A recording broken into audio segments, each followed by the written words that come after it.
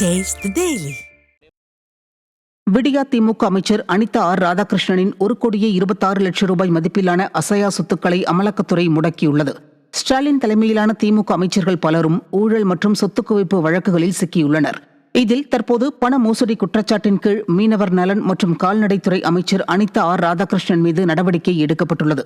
இதில் அனிதா ஆர் ராதாகிருஷ்ணன் மற்றும் சிலரின் தூத்துக்குடி, மதுரை, சென்னை ஆகிய இடங்களில் அமைந்துள்ள 1,26,00,000 ரூபாய் மதிப்பிலான அசையா சொத்துக்களை அமலாக்கத்துறை முடக்கியுள்ளது.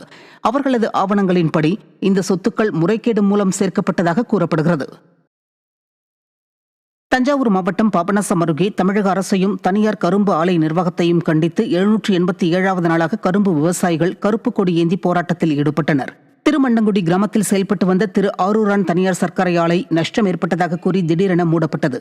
இதனால் அரவைக்கு கரும்பு வழங்கிய விவசாயிகளுக்கு 212 கோடி ரூபாய் நிலுவைத் தொகை வழங்காமல் நிறுத்தி வைக்கப்பட்டிருப்பதாக கூறப்படுகிறது. நிலுவைத் தொகையை வழங்க வலியுறுத்தியும் தனியார் சர்க்கரை ஆலை மீது நடவடிக்கை எடுக்காத தமிழக அரசை கண்டித்தும் விவசாயிகள் தொடர் போராட்டத்தில் ஈடுபட்டு வருகின்றனர். தற்போது திரு ஆரூரான் சர்க்கரை ஆலையை தனியார் நிறுவனம் விலைக்கு வாங்கியுள்ள நிலையில் 787வது நாளாக ஆலை முன்பு கருப்பு கொடியுடன் விவசாயிகள் போராட்டத்தில் ஈடுபட்டனர்.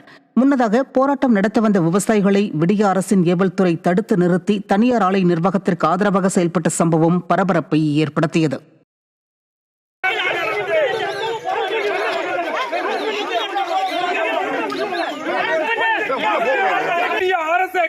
நிறுவனத்துக்கு துணை போகாது.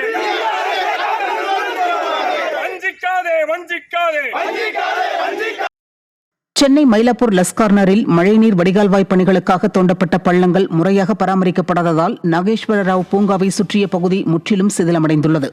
பூங்கா ஓரத்தில் கடந்த ஓராண்டுக்கு முன்பு மழைநீர் வடிகால்வாய் அமைக்கும் பணி துவங்கியது.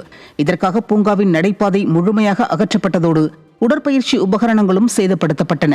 இந்த நிலையில் மழைநீர் வடிகால்வாய் அமைக்கும் பணி ஆமை வேகத்தில் நடைபெறுவதால் நாகேஸ்வரராவ் பூங்கா முற்றிலும் சிதிலமடைந்திருப்பதாக பொதுமக்கள் வேதனை தெரிவித்தனர்.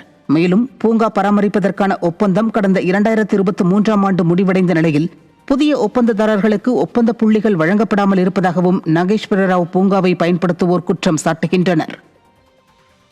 இது பண்ணிட்டாங்க, அந்த சைடில் வாக் பண்ண முடியல, பாதி இடம் குறைஞ்சி போயிடுச்சு. இப்போ எங்களுக்கு வாக்கிங்க்கு 1 மணி நேரம் பண்ணியிருந்தது இப்போ 40 நிமிஷம் 30 நிமிஷம் தான் பண்ண முடியுது. மேனேஜ்மெண்ட் கொஞ்சம் சரியில்லை, ரெஸ்ட் ரூம் இல்லை இங்கே சரியாக, அதெல்லாம் கொஞ்சம் பண்ணணும். அன்றைக்கி பிளான் பண்ணியிருக்காங்க, என்னன்னு தெரியல, எப்போ முடியும் அதுன்னு தெரியாது எங்களுக்கு.